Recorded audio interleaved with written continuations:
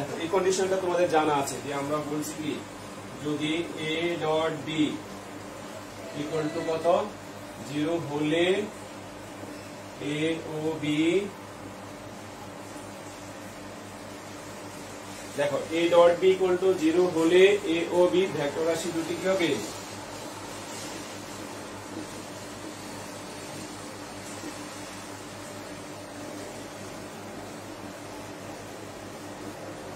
লম্ব হবে। পরীক্ষা এই ধরনের সমস্যা অনেক এসেছে, তোমরা দেখেছো যে বলা আছে যে দুইটা ভেক্টর মধ্যবর্তী কোণ নির্ণয় করো, তারপর বলছে কি দুইটা ভেক্টর রাশির মধ্যবর্তী ভেক্টর রাশি দুটো লম্ব হবে কিনা। তো লম্ব হবে কিনা আমরা কিভাবে বুঝবো? তো আমরা বললাম কি যদি ভেক্টর রাশি দুটো ডট গুণফল করি, ডট গুণফল যদি শূন্য হয় তাহলে ভেক্টর রাশি দুটো পরস্পর লম্ব হবে। কিভাবে বলি আমরা? দেখো এখানে আমাদের জানা ছিল কি a dot b equal to কি ছিল ab cos থিটা। তাহলে আমরা যদি থিটা বের করতে চাই তাহলে কেমন হবে cos inverse 1 a dot b by ab। এখন দেখো তাহলে cos inverse 1 a dot b মান কত হবে 0 আর নিচে কত ab, তাহলে cos ইনভার্স 0 তার মানে থিটা ইকুয়াল টু কত ডিগ্রি 0 ডিগ্রি হয়, sorry theta equal to 90 degree হবে। অর্থাৎ ভেক্টর রাশি দুইটা কি পরস্পর লম্ব হয় না? এখান থেকে আমরা লম্ব বের করতে পারবো। তারপরে তোমাকে যদি a এবং b দুটো ভেক্টর রাশি দেওয়া থাকে তুমি সরাসরি তার ডট গুণফল করবা, ডট গুণফল করে দেখাবা যে ভেক্টর রাশি দুইটা পরস্পর লম্ব হয় কিনা। ঠিক আছে, তো আরেকটা কন্ডিশন আছে তোমাদের, দেখো আমরা যেটা আরেকটা অঙ্ক করে দেখবো এখন, যে মাঝে মাঝে এই ধরনের অঙ্ক থাকে যে তোমাদের যেখানে a b যে রাশিগুলো দেওয়া থাকে তাদের একটা উপাংশের মান বা একটা অংশের মান কি দেওয়া থাকে না, বলা হয় যে m একটা রাশি দেওয়া আছে, m রাশিটার মান কত হলে ভেক্টর দুইটা পরস্পর লম্ব হবে, অথবা একটা ছোট হাতে এই দেওয়া আছে স্মল লেটার দিয়ে বললো যে এই রাশিটার মান কত হলে ভেক্টরটার মান লম্ব হবে। তো আমরা এটা একটু যাচাই করে দেখি, একটা গাণিতিক সমস্যা করে দেখবো এখন যে এটা কি হলে ভেক্টর রাশি দুইটা পরস্পর লম্ব হয়। ঠিক আছে, আমরা একটা অঙ্ক করে নেই এখানে।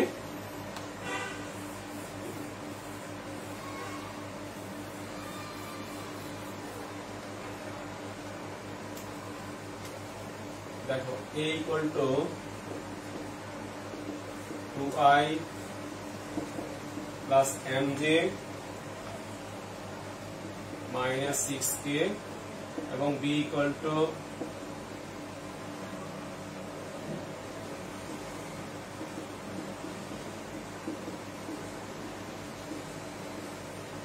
Plus 10k।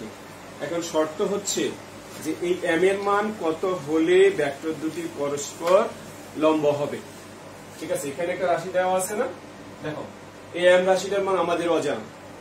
ঠিক আছে, তোমাদের মাল্টিপল চয়েস কোশ্চেন যেটা আসছে এমসিকিউ ওখানেও কিছু অঙ্ক এরকম আসছে, বা আমাদের সৃজনশীল প্রশ্নের ঘ নাম্বার বা ঘ নাম্বারেও এই ধরনের সমস্যা ছিল। তাহলে আমরা যদি এই অঙ্কটা করতে পারি তাহলে সৃজনশীল অংশের কিছু সমস্যার সমাধান করতে পারবো আশা করি। ঠিক আছে, দেখো m এর মান কত হলে, তোমরা প্রশ্নটা সম্পূর্ণ করো যে m এর মান কত হলে ভেক্টর দুটি পরস্পর লম্ব হবে, আমাদের শর্ত হচ্ছে এটা। তো আমরা কিছুক্ষণ আগে বলেছিলাম যে কি যদি a dot b equal to 0 হলে a ভেক্টর ও b পরস্পর কেমন হবে লম্ব হবে।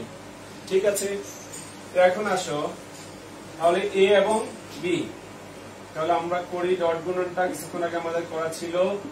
তাহলে 2i, তোমরা করে ফেলো, করে কমেন্ট করো, কমেন্ট বক্সে লেখো তোমরা যে m এর মান কত হলে, আসলে যারা পারবা করে ফেলো। ওকে, এখন দেখো তাহলে 4 প্লাস 2m,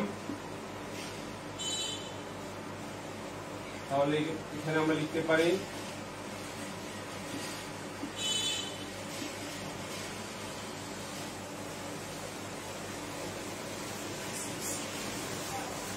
তাহলে আমাদের শর্ত ছিল কি a dot b equal to 0 হলে m এর মানটা এম এর মান যাই হোক ওই মান অনুযায়ী a dot b equal to যদি 0 হয় তাহলে লম্ব, তাহলে এ ডট বি এর মান আমরা কত বসাই দেব, 0 বসাবো, বসালাম। তাহলে 2m মাইনাস 56, অতএব 2m ইকুয়াল টু কত হবে 56, সুতরাং m ইকুয়াল টু 28, অর্থাৎ m এর মান যদি কত হয় 28 হয়, তাহলে আমরা যদি এখানে 28 বসাই, তাহলে এই দুইটা রাশির যদি ডট গুণফল করো, আর ডট গুণফল এবং ফলাফল অবশ্যই কি আসবে, 0 আসবে, অর্থাৎ ভেক্টর দুইটা পরস্পর লম্ব হবে। আশেপাশে অনেক জেনারেটর চলে তো তোমরা একটু নয়েজ বেশি শুনবা, আমি দুঃখিত এর জন্য। তারপর আসো, তাহলে তোমরা নিশ্চয়ই করে নিয়েছো এই অঙ্কটা। হ্যাঁ, এখন আসো আমরা অভিক্ষেপ বের করব। ঠিক আছে, দুইটা ভেক্টরের লম্ব অভিক্ষেপ বের করব। অভিক্ষেপ বলতে আসলে কি বোঝায় এটা আমরা একটু ধারণা নিই। তোমরা নিশ্চয়ই জানো অভিক্ষেপ বলতে কি বোঝায়। মনে করো আমি যদি এভাবে আঁকি, তোমরা দুই বন্ধু এখানে যাত্রা শুরু করলে থিটা কোণ করে, একজন এই পথে গেছো, এই পথে, আরেকজন বি পথে গেলাম। ঠিক আছে, দুইজন দুই দিকে, একজন বি এর দিকে, একজন এ এর দিকে। অর্থাৎ কোন এক সময় তোমার বন্ধু কোথায় গেল, এই বিন্দুতে পৌঁছাবে। তাহলে এই বিন্দুতে পৌঁছার অর্থ হচ্ছে সে কি করলো, এই ও এ বরাবর একটা দূরত্ব অতিক্রম করবে। ঠিক আছে, সে বি বিন্দুতে পৌঁছার অর্থ হচ্ছে ও এ বরাবর তার একটা অতিক্রান্ত দূরত্ব থাকবে। সেই দূরত্বটা কত, এই মানটা হবে। অর্থাৎ এই মানটা হচ্ছে এই ও বি বরাবর তোমার বন্ধুর অতিক্রান্ত দূরত্ব কতটুকু হবে। অর্থাৎ সে যখন ও থেকে বি বিন্দুতে যাবে, যাওয়ার অর্থ হচ্ছে সে ও এ বরাবর একটা দূরত্ব অতিক্রম করলো। সেই ও এ বরাবর অতিক্রান্ত দূরত্বটা কত, তার তো ও এ বরাবর অতিক্রান্ত দূরত্ব হচ্ছে এই অংশ। এটা হচ্ছে তার অভিক্ষেপ উপাংশ।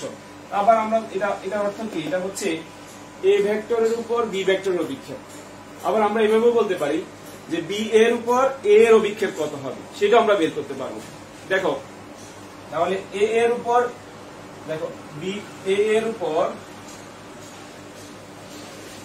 অর্থাৎ এই ভেক্টরের উপর কার অভিক্ষেপ, বি ভেক্টরের অভিক্ষেপ।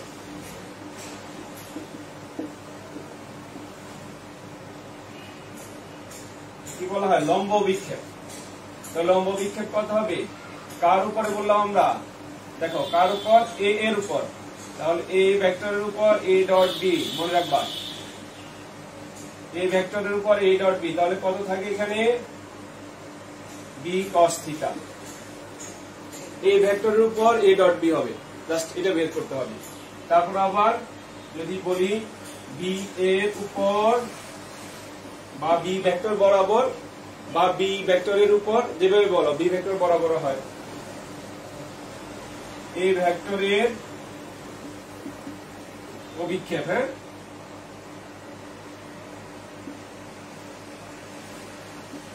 তাহলে কেমন হবে এই অংশটা, তাহলে কার উপর, দেখো বি এর উপর, তাহলে বি ভেক্টরের উপর এ ডট বি, আর এই অংশ কত থাকবে, এ কস থিটা। এভাবে আমরা লম্ব অভিক্ষেপটা বের করতে পারবো। তোমরা বোর্ড কোশ্চেন গুলো দেখলে বুঝতে পারবা, বিভিন্ন বোর্ডে এখান থেকে প্রশ্ন দেওয়া ছিল।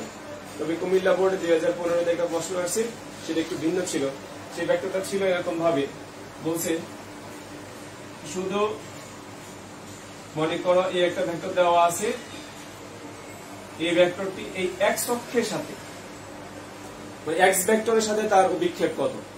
তাহলে এক্স ভেক্টরের সাথে অভিক্ষেপ বলতে আমরা কিন্তু বুঝি যে এই ভেক্টরটা দেওয়া আছে, তার এক্স অক্ষের উপাংশ আছে একটা, সেটা হচ্ছে কোনটা, এক্স অক্ষের উপাংশ বলতে কি হবে, এ এক্স ভেক্টর যেটা। যদি আমরা এই ভেক্টরটাকে এভাবে লিখি, এই ভেক্টর ইকুয়াল টু হচ্ছে কত, a x i plus a y j plus কত হবে, এ জেড কে।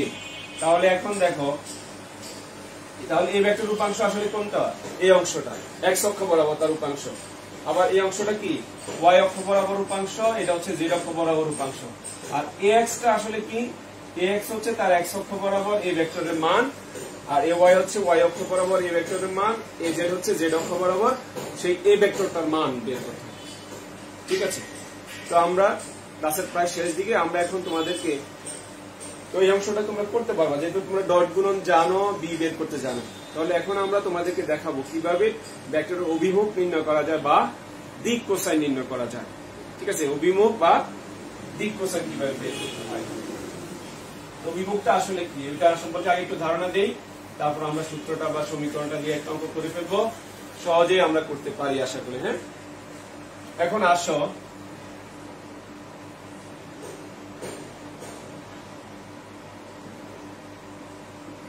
দেখো, আমরা বলছি 3 dimensional figure x y z. এই এক্স ওয়াই জেড অক্ষরগুলো পরস্পর লম্বভাবে অবস্থিত। তো এখানে মনে করো কোন একটা ভেক্টর রাশি আছে, এই ভেক্টর ওপি, তোমরা জানো ওপি এটা কি একটা অবস্থান ভেক্টর। এই অবস্থান ভেক্টরটা এক্স অক্ষের সাথে একটা কোণ তৈরি করবে, ওয়াই অক্ষের সাথে কোণ তৈরি করবে, জেড অক্ষের সাথে কোণ তৈরি করবে। তাহলে এই ভেক্টরটা এই তিনটা ভেক্টরের সাথে কত কোণ উৎপন্ন করবে সেটা হচ্ছে আসলে তার দিক কোসাইন নির্ণয় করা। তাহলে এখন এটা আমরা কিভাবে বের করতে পারি। ঠিক আছে, তা আমরা কিছুক্ষণ আগে মূলত আমাদের থিম বা কনসেপ্ট একটাই, সেটা হচ্ছে কি a dot b equal to a b cos theta. ওই কনসেপ্ট ধারণার উপর ভিত্তি করে আমরা কি করবো, ওই কনসেপ্টটা নিয়ে আমরা টোটাল সমস্যাটা সমাধান করতে পারি। তাহলে দেখো, এখন যদি তুমি বলো যে এক্স অক্ষের সাথে উৎপন্ন কোণ নির্ণয় করবা,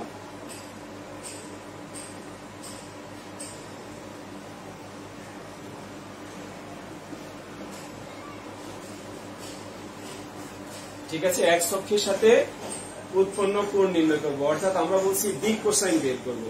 তাহলে দিক কোসাইন বের করার অর্থ হচ্ছে, তাহলে দেখো কোন ভেক্টরটা, এই ভেক্টর, তাহলে কি বলবো এক্স অক্ষের সাথে, তাহলে আই ডট এ, কারণ হচ্ছে কি এটা হচ্ছে একক ভেক্টর, ইকুয়াল টু হচ্ছে আই এর মান ইন্টু এই ভেক্টরের মান ইন্টু তাদের মধ্যবর্তী কোণ থিটা এক্স। ঠিক আছে, অর্থাৎ এটা হচ্ছে এ এক্স। কারণ এখানে দেখো আমরা যেটা বলছিলাম যে এটা হচ্ছে কি a x vector plus a y vector plus a z vector, তাহলে এটা কত হবে এ এক্স ভেক্টর। ঠিক আছে, তাহলে দেখো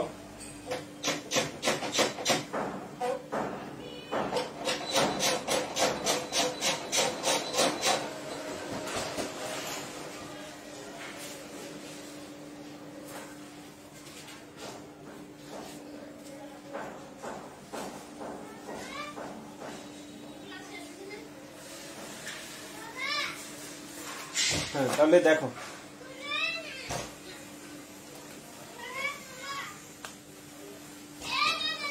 তাহলে এটা ডট গুণ ফলাফলটা কিভাবে আসবে দেখো, এটা তো হচ্ছে এ, এটা হচ্ছে এ, তাহলে আই ডট এটা হচ্ছে কত a x i plus a y j plus a z কে, এটা কত হবে তাহলে 1 into a into cos theta x. তাহলে এখন দেখো এটা কত থাকে a x equal to a cos theta, তাহলে থিটা এক্স ইকুয়াল টু কত হবে cos inverse 1 a x by a. অনুরূপ ভাবে থিটা ওয়াই করতে হবে কত cos inverse 1 a y by a, theta z equal to কত হবে cos inverse 1 a z by a. ঠিক আছে, তোমরা নিশ্চয়ই বুঝতে পারছো এই অংশটা। ঠিক একই রকম ভাবে থিটা ওয়াই এবং থিটা জেডটা আমরা বাইর করতে পারবো। ঠিক আছে, তোমাদের তাহলে এই অংশ থেকে আমরা কিভাবে মূলত এই ভেক্টরটা বিভিন্ন অংশের সাথে তার অ্যাঙ্গেলটা বের করতে পারবো। তো প্রিয় শিক্ষার্থীবৃন্দ, তোমাদের সাথে একটু বিষয় পদার্থবিজ্ঞানের অর্থাৎ স্কেলার গুণনের এই অংশটা নিয়ে আলোচনা করলাম। আশা করি তোমরা বুঝতে পেরেছো। তারপরেও যদি তোমাদের কিছু সমস্যা থাকে তোমরা আমাদের সাথে এখানে কমেন্ট বক্সে লেখো, আমরা তোমাদের সাথে পরবর্তী ক্লাসগুলোতে আরো আলোচনা করব। পরবর্তী ক্লাসগুলোতে ভেক্টর থেকে আমরা আরো 2-1টা ক্লাস নিব তোমাদের সাথে, তারপর অন্য অধ্যায় থেকে ক্লাস